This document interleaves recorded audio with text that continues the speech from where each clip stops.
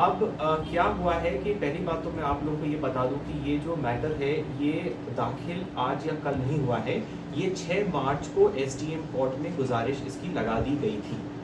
6 और 14 मार्च या 15 मार्च को इस मैटर की पहली तारीख थी एसडीएम कोर्ट में।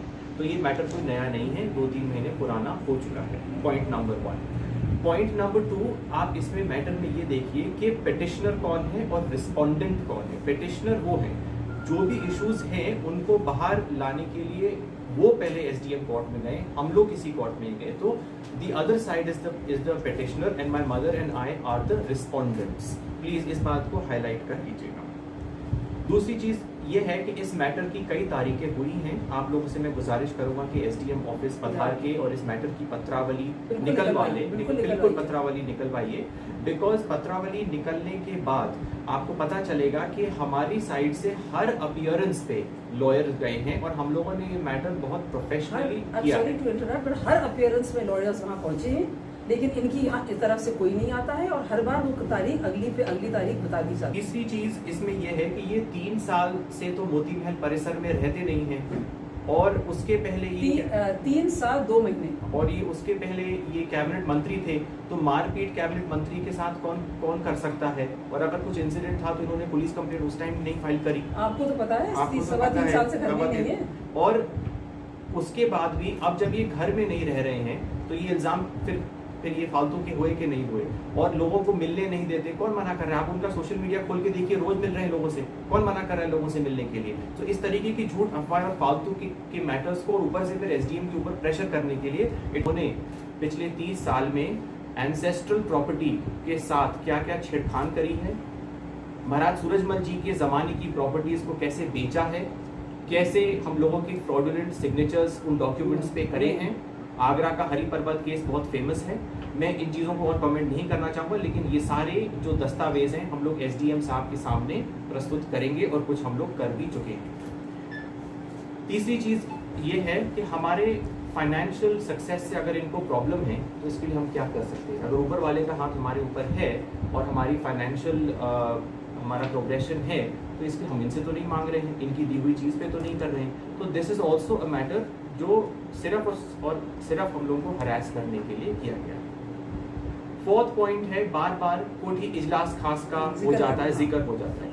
कोठी इजलास खास का पट्टा मेरी माता जी के नाम पर है, क्लियर कर चुकी हूं। कांग्रेस सरकार में ही वो पट्टा आया और वो इनके नाम पे है, वो प्रॉपर्टी इनकी है, उस पे कोई स्टे नहीं है और उसका जो प्रोग्रेस हो रहा है उस पे काम का वो नॉन स्टॉप होता रहेगा। ये जो हम लोगों को बदनाम करनी कर रहे, क्योंकि देखिए हम लोगों को तो घर भी देखना है, काम धंधा भी देखना है, परिवार भी देखना है, अपने हम लोगों को अपनी सोशल लाइफ भी देखनी। इनके पास तो कुछ काम है नहीं। किसी दिन मेरी माताजी प्रेस कॉन्फ्रेंस करेंगी, तब बताएंगी कि इन्होंने अपने फादर के साथ क्या सलूक किया और उस दिन मैं देखता हूँ ये कहाँ किस फोरम में जाते हैं। आप बताइए कि मैंने 3 साल से मुंह नहीं खोला है, आपने कभी सुना मुझे मुंह खोलते? मैं आपसे पूछ रही हूँ। अगर मैं मुंह खोल दूँ कि मेरे साथ क्या हुआ है 30 सालों में, तो शायद ऐसा ना हो कि कुछ सुप्रीम कोर्ट तक ही केस पहुँच जाए। I am being very clear about it.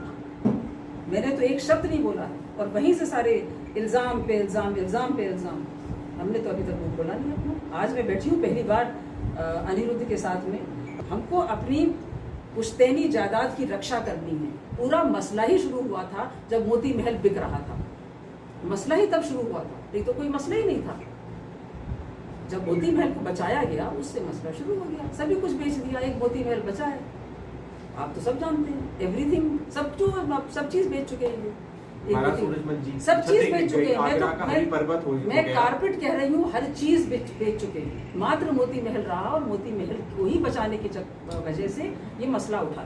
और आज भी मोती महल मैं मरते दम तक मोती महल और उसका कंपाउंड बचाऊंगी, चाहे कुछ भी हो। सूरजमल से लेके नीचे तक कितनी प्रॉपर्टीज थी और आज क्या रह गई है। आप चाहें तो मैं आपको कागज भी निकाल के दिखा सकती हूं। भरतपुर रियासत का जब सरदार पटेल साहब ने एकीकरण किया तो एक कॉवेनेंट साइन हुआ।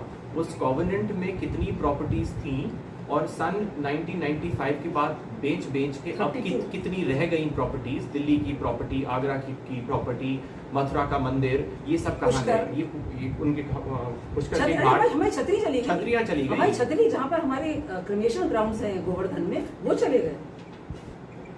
कल के दिन हम मरेंगे तो पता नहीं कहाँ पजारेंगे हमको। क्योंकि हमारे तो जो हमारे प्रोबेशन ग्राउंड है वो तो बेच दिए गए। वहाँ तो एक कोठी भी थी हमारी, वो भी बेच दी गई। वहाँ तो सुनते हैं कोई तांत्रिक बाबा रहता है वहाँ, तो कोई ज़रूरी काम पड़ जाए तो भरी जाए, लेकिन बराबर मेरी रक्षा में मेरा बच्चा मेरे साथ रहता है, क्योंकि कोई ठिकाना नहीं भाई। हम तो अकेले रहते हैं, अगले आदमी रहते हैं पूरी 50 पुलिस वालों के साथ। हमारे ऊपर कोई हमला हो जाए, हमको मार दिया जाए, हमको अचानक कोई कहीं से कोई हमला कर दे, तो कोई तो होना चाहिए ना मेरे पास। तो मेरा बेटा है,